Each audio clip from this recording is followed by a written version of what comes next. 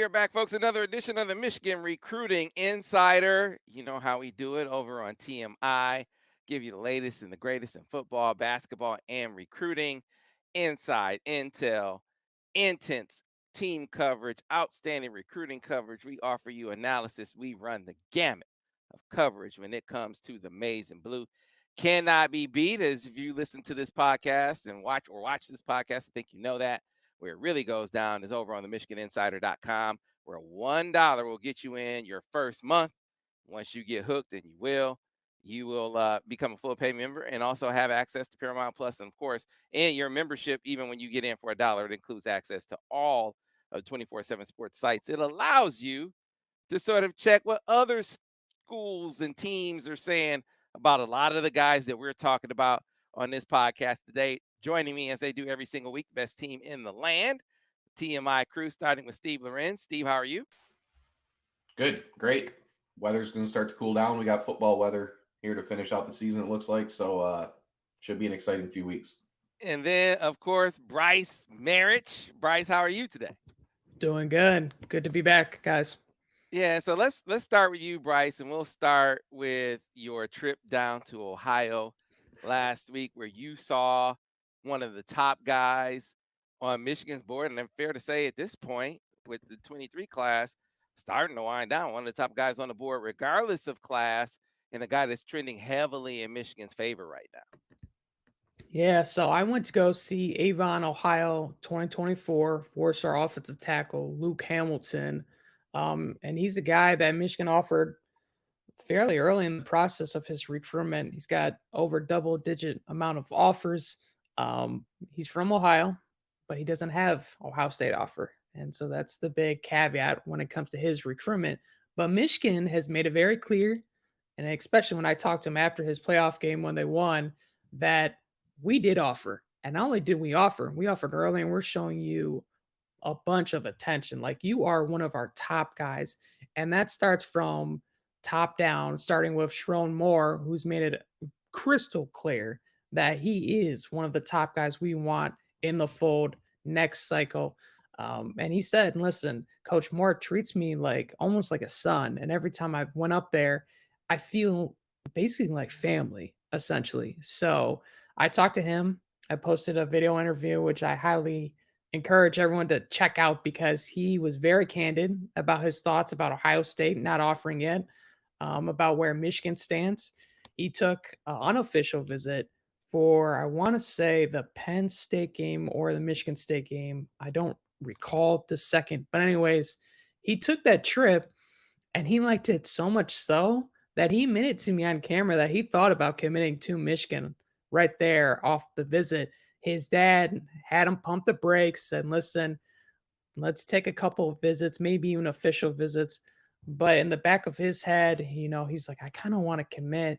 And after talking with his dad, I will be posting that article as well. The interview I had with his dad, even his dad was kind of on board of maybe we should, commit to Michigan. Obviously Luke and I think his family grew up Ohio State fans, so they're kind of layering, they're kind of waiting. But his dad and him admitted to me of like, we're not going to wait forever for this offer, And Michigan had, like I said, have made it very crystal clear. He's one of our top guys, if not one of the top guys on their offensive line board. And he's a guy that fits perfectly of what Michigan wants to do compared to Ohio State, who's going to air it out. They're very intrigued and attracted to what Michigan does up front, running the ball. I mean, yeah, he made it, point blank clear that they won the Joe Moore Award, and that was his first year of coaching the offensive line, and they might win it again, So 2 years in a row, that's very intriguing for offensive linemen of his stature. And watching him, he definitely reminded me of a guy like Trevor Keegan years back when I went to see him, that just mold guys. So he fits perfectly of what Michigan wants to do up front. 6'6", 290, mean, physical, finishes guys. Several pancakes I watched. I encourage people to also watch the highlights I posted of him as well. And following his trip, he made it clear as well. And when I saw him on top of that Michigan is right now the clear favorite for him, the number one school, So I put in a crystal ball. I think a couple others did as well. And I love where Michigan stands in this race. Yeah, I mean, if you're an offensive lineman and you're looking at the way these two lines are playing, if you Luke Hamilton looking at the way these two lines are playing, I think you feel like even if Ohio State offers, set aside his fandom, his game fits Michigan better than it fits Ohio State's. But if I'm Michigan, I'm I'm mentioning that, but the bigger thing I'm leaning into, and you just touched on it, Brice, and I'm curious if you agree, Steve. I'm really leaning into, hey man, they don't think you're good enough to play there. What are they waiting on? We've been sold on you for some time. See, that maybe didn't play as well when Michigan wasn't on par with Ohio State, right? Because when Ohio State was, running roughshod over Michigan, dudes would be like, okay, I'll go to Michigan if you're a fallback, but if Ohio State comes for me, they're a lot better. I'm an Ohio guy and they are a lot better anyway. Now they aren't a lot better. And now when you say, hey, we think you're good enough to be a champion and they don't, and you beat them, it resonates more. Same thing, same thing is the case with Brian Robinson. Like if I'm Michigan, I said this when we were talking in the summer. I'm just amplifying that now. What are they waiting on? They don't think you're good enough. We've been on you. You've been a priority. You've been a guy for us for months. Top of the board. Months. These guys keep saying they like you, but they aren't backing it up with any action. And you got to believe, Steve, it sounds like that's working on Luke Hamilton. I know it's hard to set aside that boyhood affinity, that family affinity, but it sounds like it's working with him. I feel like it's working with Brian Robinson some, and maybe we're starting to see the time frame where Michigan's presence in Ohio starts to become pronounced again because it's been a while since Michigan. I mean, they get a guy here or there. You get an Eric All here or there, right? Impact player here or there, but not like it used to be where you had multiple guys every year coming from Ohio. Maybe we're seeing Michigan start to get back to the point of emphasizing that state enough to have that kind of presence in Ohio and be good enough on the field to kind of lure some of those guys up. Yeah, yeah, and definitely, Sam. Like you said, the biggest thing is the winning part of it, right? That Michigan has a much stronger foundation now to approach these prospects and say, use that pitch about being in first, being more aggressive. Uh, yeah, Brian Robinson, another great example. Michigan has normally almost been like a placeholder, in previous cycles and stuff for kids that Ohio State almost knew they could come in late and take a guy whenever they want. And I, that's not to say Ohio State still has tons of power in within the state, but I think Michigan, one thing they're really doing, it feels like they're picking sort of the right spots to attack in Ohio as well. Because like these guys, a guy like Luke Hamilton, like Brice said, really good prospect. Brian Robinson, the Armstrong twins out of St. Ed's look like a couple legitimate tackle type prospects. That Ohio State hasn't gotten in on yet. Yeah, I mean, if you're Brian Robinson, Michigan's been recruiting the hell out of you for how long? Ohio State, yeah, you have all his interviews with him talking to Larry Johnson, telling him how much they love him and stuff. No offer. But then Michigan's also producing tons of guys at that edge spot as well. I mean, Michigan, they're finally creating or have a foundation of a more well-rounded pitch that they can give these guys. And yeah, the final key of that was winning and beating Ohio State. And provided both teams win out in the next couple weeks, they'll be meeting undefeated. We're in a game where, a Michigan win would go a really long ways in keeping that going. But I'd argue, I think Michigan's gotten to the point, if it's a close game in Columbus that goes either way, I don't think it will hurt Michigan on the recruiting trail that badly because at that point, they're still well in playoff contention, probably. And these kids will see the product of what Michigan is really building. So love the attacking of Ohio. I think it's the right time to get back in and start to make some waves there.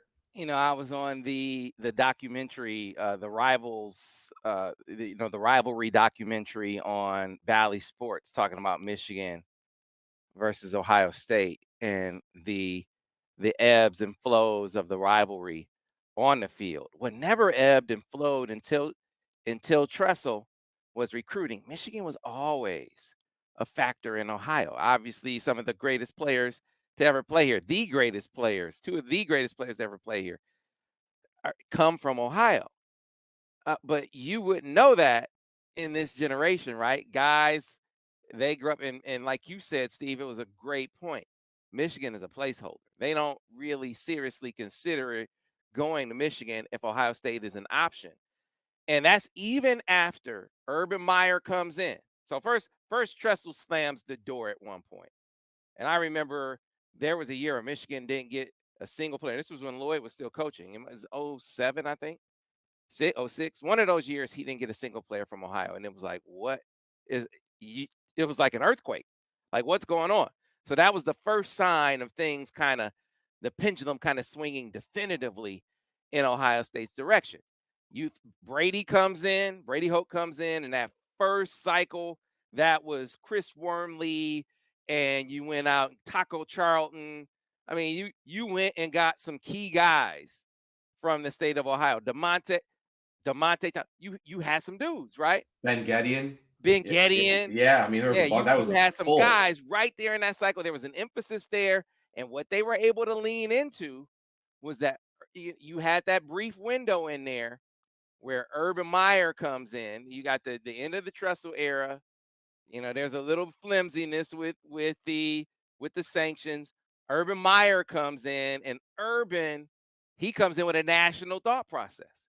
Like, I mean, Ohio, yeah, we'll recruit Ohio, but we're only recruiting the tip top guys, the 5 stars off the rip. We're looking national before we look local, though, right? In terms of the rest of how we round out the class. And it felt like around that time that there were some schools and coaches in Ohio, a very prideful state. It's like, wait a minute, this dude coming in here, looking national. What about the Ohio guys? Problem was Michigan wasn't good enough to capitalize on it, right? They weren't good enough to say, hey, man, they're disrespecting you. They're looking at all these national guys before they look at you. Now you can exploit that maybe, because Ohio State they're still doing it, right? We're talking about Luke Hamilton. Luke Hamilton has he is a top 247 guy. If I'm Luke Hamilton, I'm like, man, what the hell? I mean, you see better guys than the number 7 offensive tackle in the country? If I'm Brian Robinson, man, his offer list is even gaudier. SC. I mean, you look at his list, you're like, man, surely he had SC, Georgia, Michigan, Notre Dame, Penn State, Tennessee, A&M. All these schools have offered him, not Ohio State. So they're still doing what they were doing when Urban came in. But everyone was like, you're winning, you're at the top, you're beating the brakes off of Michigan. No one's really looking at it. Now there's a chance to really exploit that. And I sense Michigan kind of taking up that mantle and trying to push that. Now, look, every school goes through it. Other schools see a weakness to come in. You're looking national at some guys, and they want to come in and say, hey, they aren't looking at you right now. They're disrespecting you. Come with us and watch them come back around to try to get you. I use that as a segue to Michigan recruiting and Darius Taylor, Brice, because Darius Taylor is committed to Minnesota, but he just took a visit to Michigan, and Minnesota is saying the same thing to him that I just said Michigan should be saying to Ohio about their guy. So what about Darius Taylor? Yeah, so this is a guy that's been kind of on Michigan's radar quietly behind the scenes, and Mike Harton's been monitoring him for quite some time. He's one of Michigan's Mr. Football candidates. I mean, he's rushed for 2,200 yards. He's had over 250 yards receiving and scored 32 touchdowns as a senior. So the production's there. I think he's around right now 6 foot, 185-ish or something like that. But if you watch his running style, he's very physical. In between the tackles, he can definitely bounce it outside, but he fits what Michigan likes to do. Obviously, is run the ball, So Michigan does have 2 running back commits in the class at the moment, but I think they're looking at the long-term projection of what's going to happen with Blake Corum. How long is Donovan Edwards going to be in the fold? I mean, if he's been killing it, you can't imagine he's going to be here 4 years. there's a lot of things. There's a lot of moving parts in terms of running back recruiting, and it doesn't hurt to find more guys and restock the cupboard, which we always talk about. So he's a big time talent right here locally here in Michigan. And Sam, like you just said, in terms of Ohio, you want to keep your home guys, the top guys, especially guys who have senior years like that, kind of home. Michigan's kind of leaning towards that as well. And so Minnesota, they have Mo Ibrahim. You know, they've been pitching that kind of, hey, look what he's been doing running the ball. We can tote the ball just like Michigan. But they also play in the Big Ten West. And I think that's another issue of how far can you Right. really get playing in the Big Ten West? You know, Yeah. whereas Michigan right now, they're on the verge of potentially making another college football playoff. So there's different selling points you can use here and there, but this is one definitely to monitor going forward. Yeah, man. And so, Steve, what it points to though is, how strong an argument that can you make? I mean, as an in-state school, you are in some instances, especially guys who you think could develop but haven't yet. You're making that gamble that if they do, that you'll be able to tug on those hometown heartstrings, right? That you will be able to convince that guy that, hey, we've been watching you all along. We just wanted to see how you came along. It wasn't that we weren't interested. We just need to see more film. And generally speaking, if you're competing with I sort of see it as a little different than with Luke Hamilton and with Brian Robinson, because those guys have clearly put a lot on tape already. I mean, they have offers all over the country. That is not quite the same dynamic with Darius Taylor, who we are talking about with Minnesota, but there is the loyalty factor to the Golden Gophers. That is a hurdle that Michigan is is not as clear, a a clear, a move that they're going to be able to make as maybe I initially anticipated based on his visit and some of the buzz that I was hearing. A few more calls makes it sound like that's going to be a little tougher for Michigan to pull away. Yeah, and I mean, yeah, let's be honest. Like Minnesota's done a pretty good job at running back over the years, right? I mean, so there's a history there at that position for them. Got to imagine they're probably pitching depth chart. I don't know what Minnesota's depth chart looks like, but probably something they're using. And then also, yeah, that loyalty factor. Minnesota offered him forever ago. He's been pretty solid in his pledge. So, yeah, if you're Michigan, you got to, you only signed one back last cycle. I mean, I think that's kind of a big thing here. And we suspect Blake Corum will be gone next season. I can't fathom him returning next year. I mean, you got to strike while the iron's hot in that situation, and so Michigan needs a few backs in this cycle, whether it be, recruiting or other means. So, from Michigan's standpoint, it made total sense to kind of wait and see, maybe if Corum wasn't having the season he's having this year, maybe him coming back or not is a bigger question. So, yeah, this one will be interesting. I like the offer. I think Taylor's really good. I think him and Cabana are the clear two best running backs in the state. And I think their games jive together a little bit as well. We talk about Cole Cabana as more of the sort of what Donovan Edwards is doing for Michigan right now. A guy that you can split out, a guy that can make some big plays in the receiving aspect of the game. A guy just more of an all-purpose style. So, yeah, it'll be interesting to see. Like you said, I mean, Minnesota's got a pretty solid foundation here, but there is that proximity. I got to assume the family is probably at least a little excited or intrigued at the prospect of him playing within an hour of home versus all the way in Minneapolis, like stuff like that. So, yeah, we'll see where Michigan ends up in this one. Yeah, so a couple of things come to mind for me here. Uh, you go to Minnesota, you mentioned it, Brice. You're playing in the Big Ten West.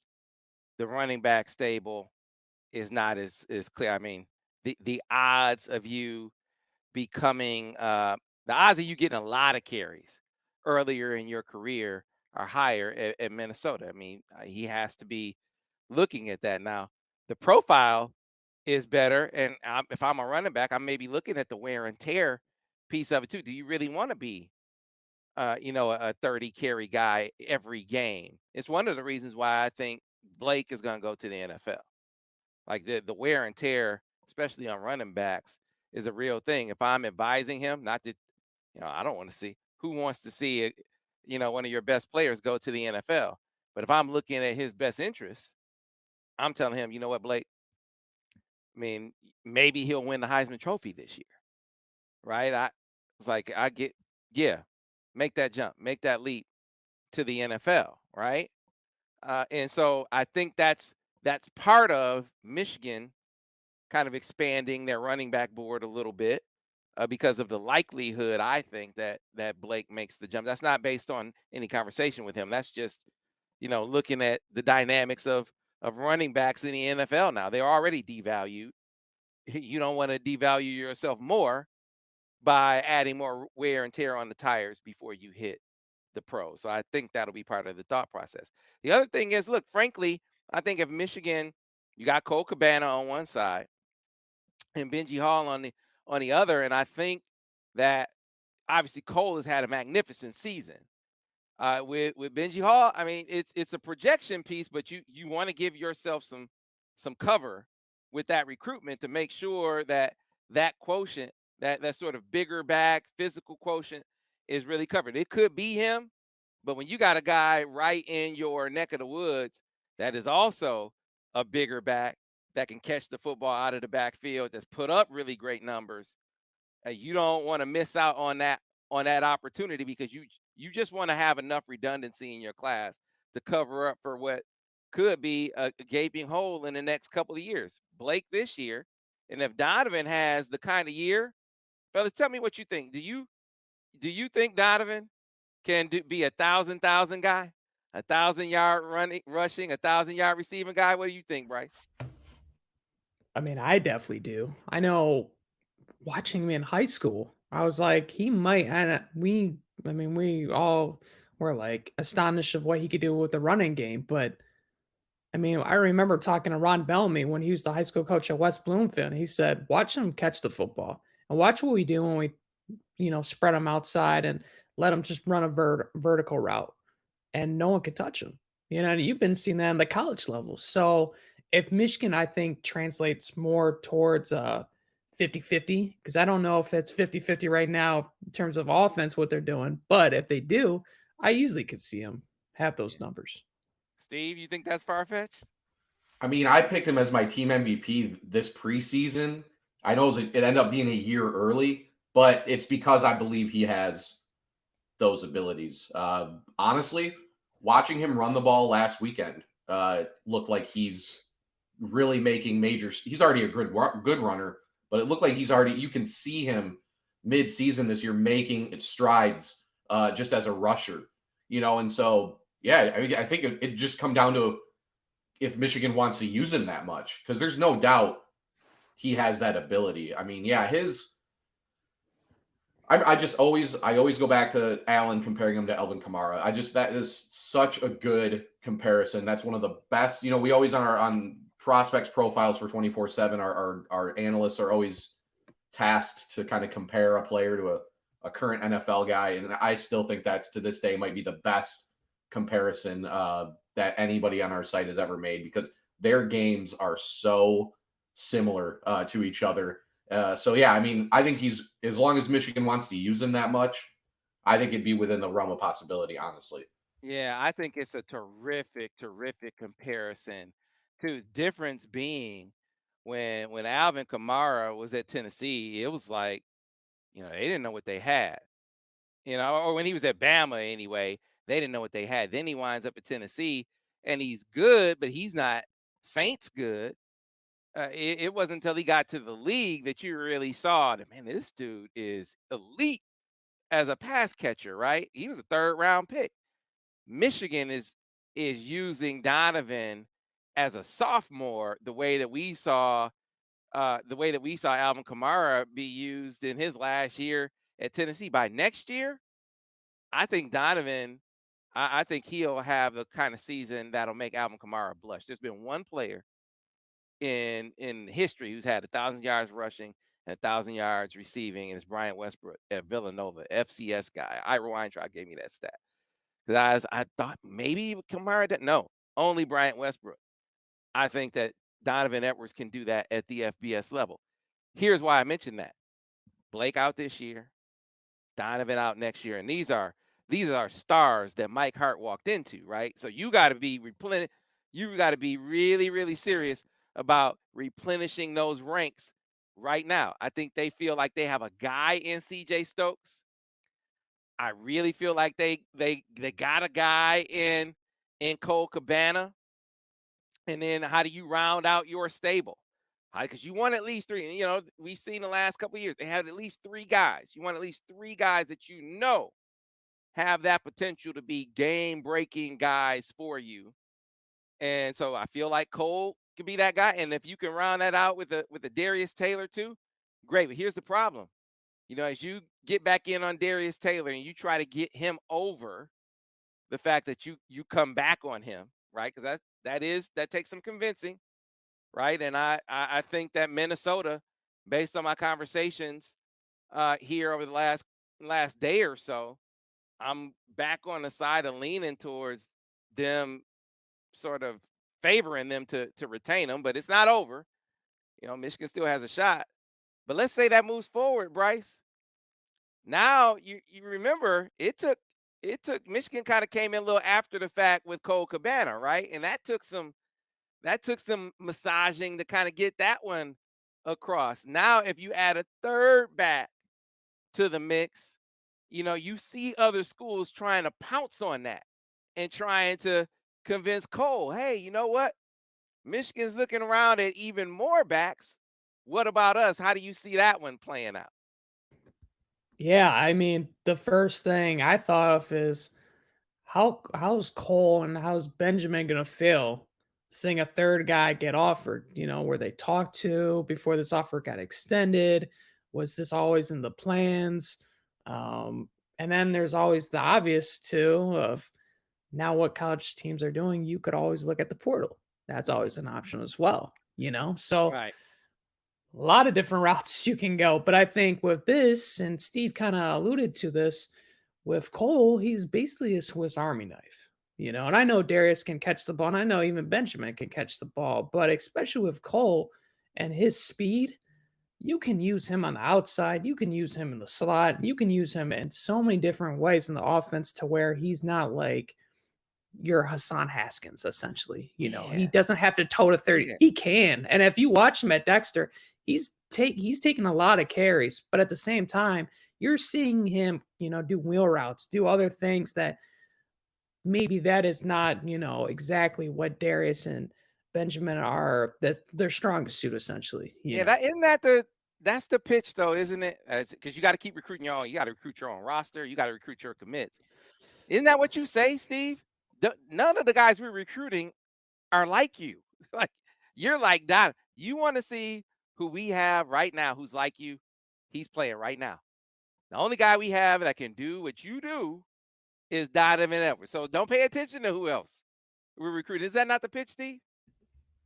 Yeah, and I mean, if you're, there's so much value in that too, and having a guy like, yeah, he's, whether a guy like Cabana can be a bell cow back or not, to me is like completely irrelevant because it's not utilizing his skill set to the maximum that it can, and B, yeah, more and more, Michigan is a team that does tend to, like Blake Corum has carried the ball a lot this year, and like you said, Sam, like that wear and tear can add up. But like in a lot of instances, teams are shying away from giving a guy the ball 30 times a game in today's college football. It's like, I'm not necessarily, I mean, I know these kids are different. They're used to it, but like, I'm not sure, like, who wants to be a bell cow back in today's college football? Like Right. it is like the NFL will notice you whether you carry the ball 15 or 35 times a game. If you have the skill set to get it and make it in the pros, you don't need to be a guy that is carrying the ball 100 times over a 3-game period to show that, So yeah, Cabana's skill set is way too diversified to, feel like Michigan needs to pitch that, I don't like Hassan Haskins is like the last guy I think of when I watch a kid like Cole Cabana's film. I mean, he's a guy, yeah, Donovan Edwards all the way. As if you're Michigan, not only saying you remind him of this guy, but look what we're doing with a guy like this. Look at the impact he's having on the game in just even as a decoy. Like, teams are having to respect the hell out of him every time he's on the field, whether he's in the backfield or split out. So yeah, if you're Michigan, I don't know how that pitch doesn't resonate, whether you're recruiting other running backs or not, because guys like Donovan Edwards and Cole Cabana, honestly, they're not easy to find. There aren't many of those types of guys. So yeah, should be. You'd think it'd be pretty simple, but Yeah, I don't well, know. look, man, guys, I part of me gets it from the standpoint of there are only so many carries to go around. But that's why I think the emphasis, if I'm talking to Cole Cabana, I'm not talking carries, I'm talking touches. Let's talk touches, young fella. You're gonna get a ton of touches. We're gonna hand it off to you 10 to 15 times a game. You're gonna get, 5+ targets. We're gonna put you back and use you in special teams as a returner. You're gonna be all over this game. And guess what? Touches put less wear and tear on you than carries, right? So I think that the pitch is clear, but again, part of recruiting is sort of massaging feelings, right? You know, it's not adding another back to the equation is more a response to the fact that your running back ranks look like they're going to be depleted maybe sooner than you initially planned. And frankly, if you look at Benjamin Hall's season, things it hasn't been a great season for him. So, you want to make sure that you have addressed that position adequately enough. That none of that has anything to do with the kind of phenomenal season that Cole Cabana is having. But you're right, Brice. You could look portal. There are some portal rumors going on about out there with regard to Michigan. We will address those on the other side. So stay tuned when we return here on the Michigan Recruiting Insider. All right, fellas, then we're back here on the Michigan Recruiting Insider. So lots of rumors. I'm sure you guys have seen them on Twitter. You've seen them, people asking us questions on the message board. You go over to the Wisconsin 24/7 site right now, and they have plastered on their message board Michigan and Braelon Allen. Michigan pursuing Braelon Allen. The season isn't even over yet. Basically setting the stage for saying that Michigan is tampered with Braelon Allen. Let's be clear. Michigan has not had contact with Braelon Allen. I repeat, Michigan has not had contact with Braelon Allen. The genesis of a lot of this is Braelon Allen follows Mike Hart on Twitter. All right. Obviously, in this day and age, you always have to have your antenna up when it comes to interest in guys who may enter the portal down the line. But this notion that Michigan is going hard in the paint in their pursuit of Braelon Allen, people need to pump the brakes on that. And even if it were true, how about this, Steve? Even if it were true, why would we say that? Why would anyone lend any credence to something that clearly would put Michigan in a really bad spot if it were the case? I have not had any contact with Braelon Allen, but that's the kind of thing that you keep your eye on, right? Steve, you got a coaching change there. They've already had a lot of guys enter the portal. Logan Brown's in the portal. Marcus Allen's in the portal. Logan Brown, I think, already committed to Kansas. But Marcus Allen's in the portal. You got guys. It's clear some guys up there don't like Jim Leonard a ton, and they're jumping in the portal. So you're looking at situations like that where there's some coaching changes, where especially where maybe there's be some guys that hit the portal and maybe you can pounce on it when they do. I mean, yeah, he'd be a natural fit on Michigan's roster, right? I mean, that's a dude that'd be a natural fit pretty much on any college roster, I think. But yeah, I mean, like, again, this all goes back to Michigan only signed one running back in 2023, right?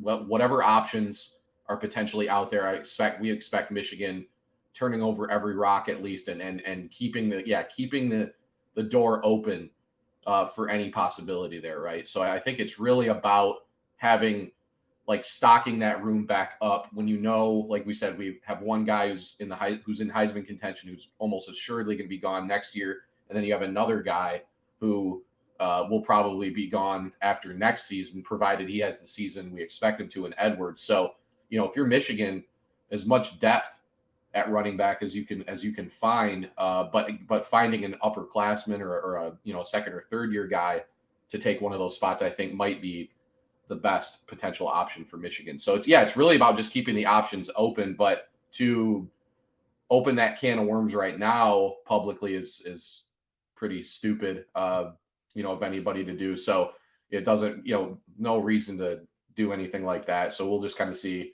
once Michigan's able, we'll see how that plays out. Yeah, but a Big Ten guy, a guy who comes from a program that emphasizes a rushing attack. Obviously a guy who's been part of a stable. You do wonder. I mean, with any of these guys, any guy that's looking to leave a program, I also think that part of it is the vetting process too. Kind of looking into why they're leaving. What's the word on them from the program, and then you can't always count on, because a lot of times you have some coaches having sour grapes and not giving you the real. But I just look at the case like Oluwatimi.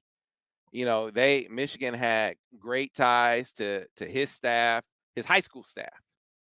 They were able to really confirm who he is as a guy, as a player, as a leader, and as he hit the portal, his coaches were really working that to kind of make sure that, hey, there's some interest there on Michigan's part, because Michigan was immediately one of the teams that he was reaching out to and most interested in. So that's the other thing why things like this don't happen in instant. First of all, it can't, Brice. Like you can't tamper, right? And so Michigan is not tampering with Braelon Allen, but you also need time to kind of check into what are the dynamics of that young man's situation where he's leaving. You don't want to be taking on someone else's problem.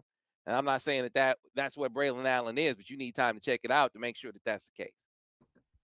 Yeah, and you look at Michigan's kind of track record under Harbaugh with transfers. He's had a pretty high hit rate there, especially I mean with the latest guy, Yabioki, who's been, I would say, much more than I even anticipated coming in.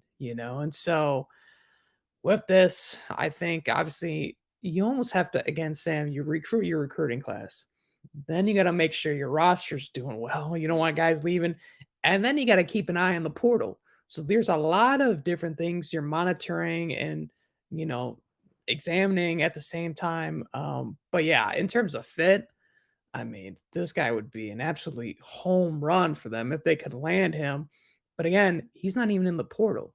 So all this talk about, him potentially coming here and all this interest, there's nothing to see there. He's not even in the portal. So I Frankly, think people are getting a little it probably ahead of harms his chances. themselves. Probably harms his Yeah. chances. And I, Frankly, yeah, I mean, I personally wouldn't like that's like putting in a crystal ball for a guy coming in elsewhere that just talk bad about you. Or it's just, it's not a good look. It could hurt your chances with that kind of stuff, especially like an in-state quarterback. Like, you don't want to do that kind of stuff. It's just, it's a good I, segue. It's a good segue. that's, That but that's me. That's Yeah, me. look, we need to address it because we get questions all the time. Well, I mean, and I get it. For a minute there, for more than a minute, for a long time there, Dante Moore was at the top of Michigan's recruiting board, right? Um, and I said, even after he committed to Oregon, leave the light on for him. That recruitment isn't over until he signs. That you make a play for him down the line, or you keep the lines of communication open, leaving open the possibility to make a play for him down the line if you're Michigan, because you can't tell me that all the things that he's looking for at Oregon, that he can't find those things plus some at Michigan, right? Well, does the same logic apply to Michigan State? Yes and no. Yes and no. Kid grew up in a diehard Michigan family, number one. Michigan's success on the field is clear, true, and pronounced. That's number two in excess of Michigan's. And I think that the profile of the program is more is superior to that which he's leaving, whereas Michigan State is more on par. Maybe folks at Oregon say, "What are you talking about? Our program is superior to in profile to Michigan State." I don't know. I let them duke that out. Point is, it's it, it's one of those things because the relationship was longer, the connection was longer with Michigan than Michigan State, who was out when the Edmondson kid committed. You guys might remember when I went down there. And I remember talking to Spence about it. He made it pretty clear. When they took another quarterback at King, they almost thought like, okay, I guess you got your guy. It's not gonna be Dante, right? So they were pretty much done at that point. Edmondson comes off the board, Steve, and automatically you have some Michigan State folks kind of saying, well, this is part and parcel to them, to their run at Dante Moore, right? You even had a crystal ball go in for Dante, and I making some calls. Do I think that Michigan State is back showing interest in Dante? Sure. Do I think he's given any indication that he is close to decommitting to Oregon? I've heard nothing to suggest that's the case, that he's close. Now, will I rule it out? No, because I just, at the end of the day, I never thought the dude wanted to leave home. I never thought that, I always thought that was going to be one of the biggest hurdles for Oregon. Give them credit for bridging the relationship gap. I think they were able to swoop in when the Notre Dame thing kind of fizzled out, and he likes Dillingham. I mean, they have a really good relationship there, but he never really, really wanted to go. So I think if you're Michigan State, it makes sense to make a run, but I don't think that, he's favored to flip. I don't know. Whoever is saying that, I'd like to know who they're talking to, because no one, literally no one I've talked to has said they said. I mean, the dude is so focused on the playoffs right now, you almost wonder, Brice, if if this might be if you might find it problematic that he has to answer all these questions right now. Yeah, it's just like I said, when I saw it and everyone said, "Well, where there's smoke, there's fire." I don't think there's a fire here. And now maybe there could be some, little flames in the background eventually, but that's that. That's a big, tall task right now to put in a crystal ball for a flip there. I just not my cup of tea, especially with how we do our crystal balls here. It's not my cup of tea. Hey, you play the Powerball, you got a chance of being right, right? You should got a chance of hitting it.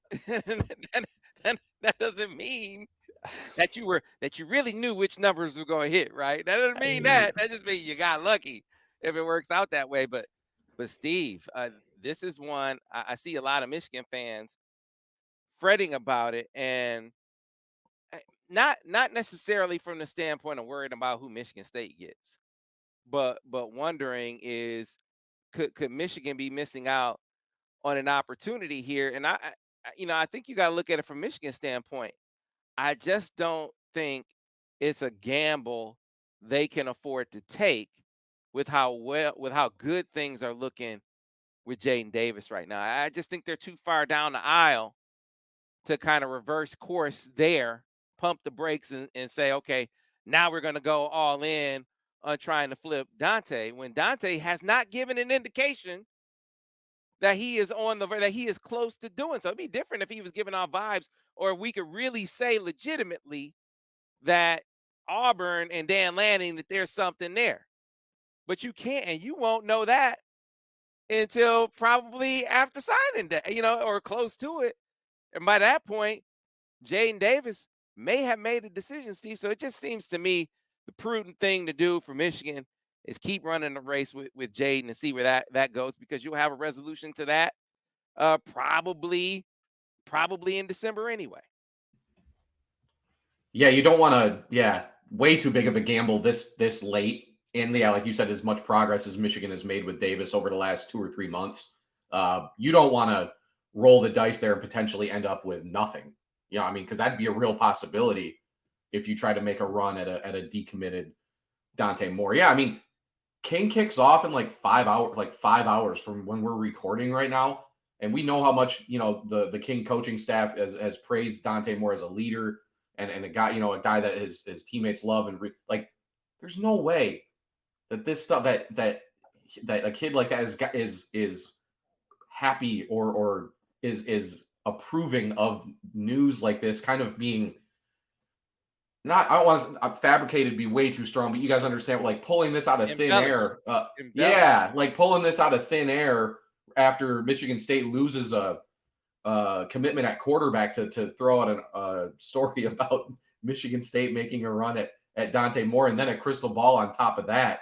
I guarantee you distraction, and it's not going to help Michigan State's situation at all. Because if you're writing something like that, don't you think they got to get it from somewhere? Like that doesn't just appear out of thin air. Yeah, you know, right? But where? See, I don't think they wouldn't get that from Dante's camp. They get it from Michigan State. Michigan State camp. Yes. And so you're throwing this out there in the middle of he's trying to win another state championship here. Makes zero sense to run with a story to make his recruitment a thing again, or a potential distraction. You know, you wonder, will there be reporters I think they play Brother Rice tonight, huge game. Will there be reporters there? Will he get asked about it? You know, I'd be pissed, if I was him, and they say they come out on top and, not talking about the game or asking about Michigan State or Michigan or whoever.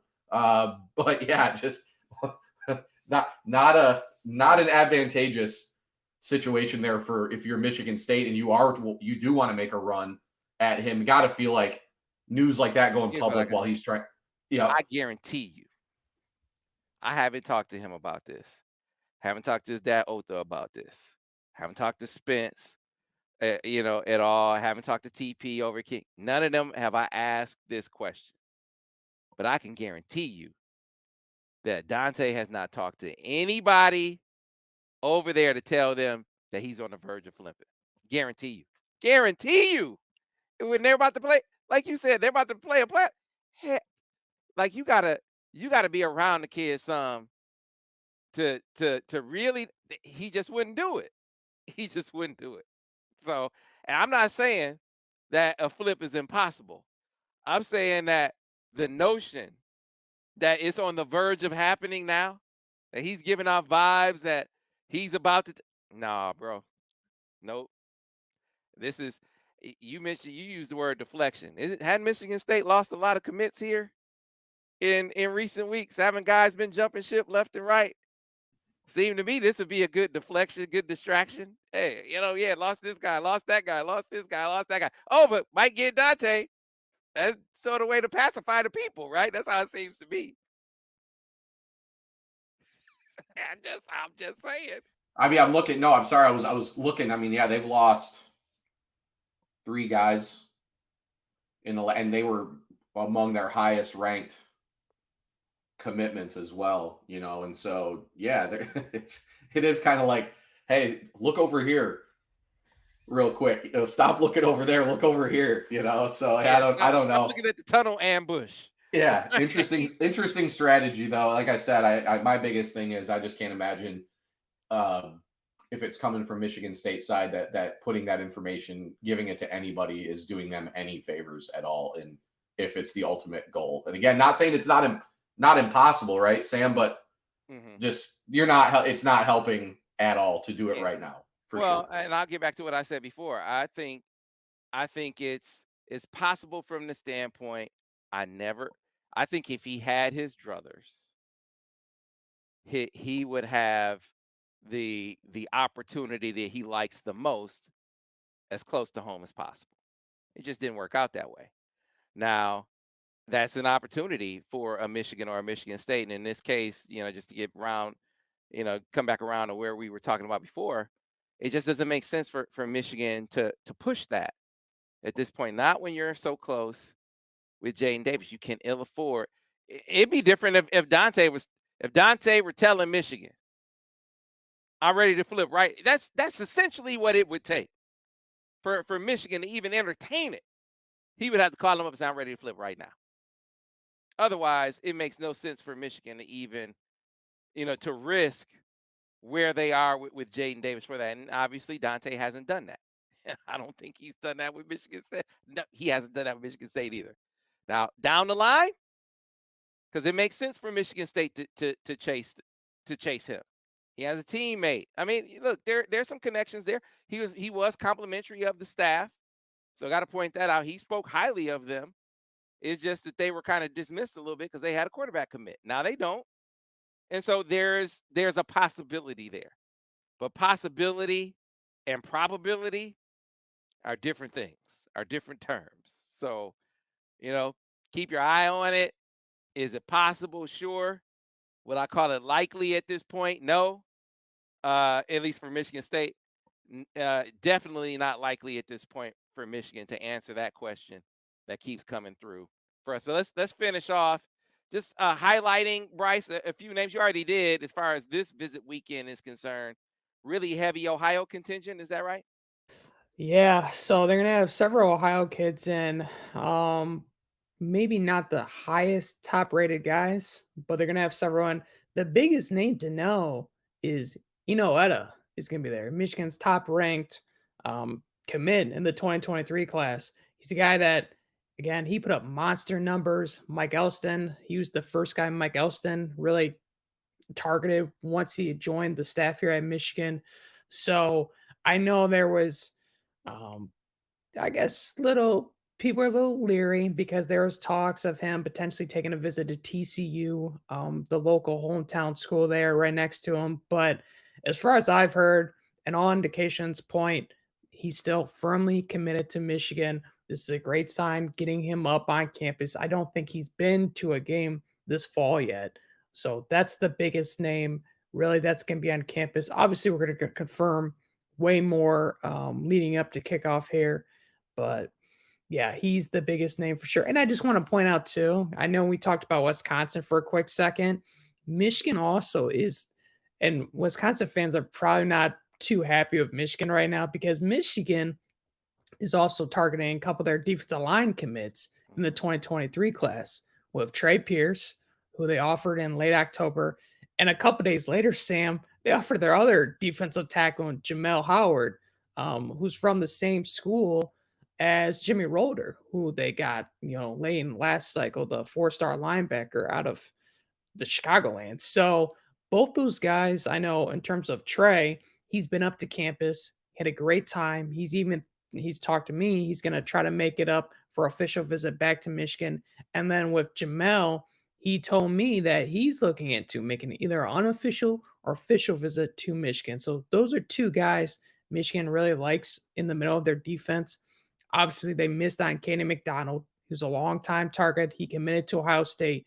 So they want to shore up the middle and the interior of their defensive front. But in terms of edge-wise, you got to like what they got right there in this cycle. So those are a couple other notes to take away as well. Yeah, definitely to, again, come full circle, Steve. Ohio recruiting. I've been talking about that for a while. I mean, sustainability high in this, in where Michigan is in college football. I mean, recruiting in general. Heard Kirby Smart say this because there's a lot of praise for, finally exercising the Bama Demon last year, right? Making them a champion. They were freaking loaded, right? As we know, they were loaded. And so he made the point. Say, appreciate the praise. I don't have the quote I don't have the article in front of me, but I remember it sticking out to me distinctly, him deflecting some of the praise for he and his staff, and he had a really good staff. Of course, Dan Lanning, not a head coach over at Oregon, for instance, but he said, listen, if you are going to be consistently elite, if you are going to be a national championship contender year in and year out, not have the peaks and valleys and ebbs and flows, you have got to recruit at a high level. You've got to recruit at an elite level to sustain this kind of performance. So, yeah, you got to have good coaches. You can't just roll the football out there and expect to win Texas A&M, right? So you got to be able to coach them. But if you think that you can just go out and recruit, mid-tier recruiting classes consistently and be at a championship level consistently, I got another thing coming. We got to recruit dogs. And he was obviously dogs, right? We got to recruit dogs. And so I say that to say that if Michigan is going to sustain the level that they are now, because they have elite development, I think they really develop guys. But if you don't want to have the ebbs and flows as it relates to contending at the top of college football, recruiting at a top 5, top 10 level year in and year out is the way to sustain it. It gives you time to grow, some of your lower ranked recruits like Michigan has done an excellent job of, and you mix in enough stars. I just happen to think that one of the paths to sustainability of recruiting at that level is Ohio. I mean, proximity matters, and Ohio being the most talent rich state in close proximity for years, that helped buoy Michigan's recruiting classes, Steve. And I think it's one of the ingredients to that kind of sustainability moving forward.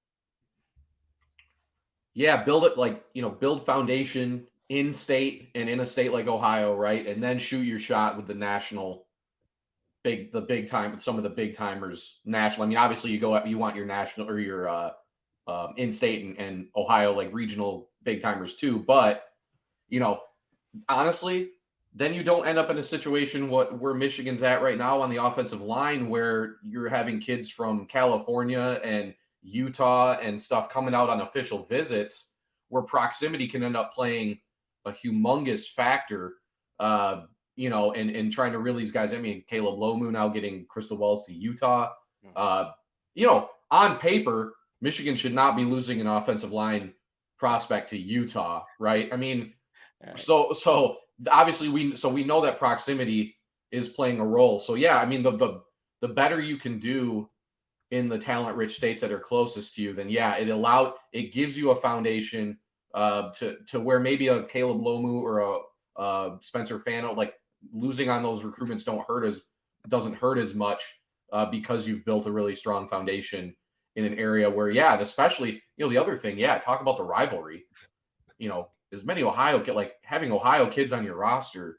I mean, to me, that's Michigan State building with D'Antonio building their roster full of kids that Michigan spurned almost for years. I mean, I got to think that played some kind of factor, even from a culture standpoint, in putting that big target on Michigan's back every year. It's like Michigan can do that with Ohio State. And like I said, and then, kind of shoot your shot with some of the bigger names across the country. So, yeah.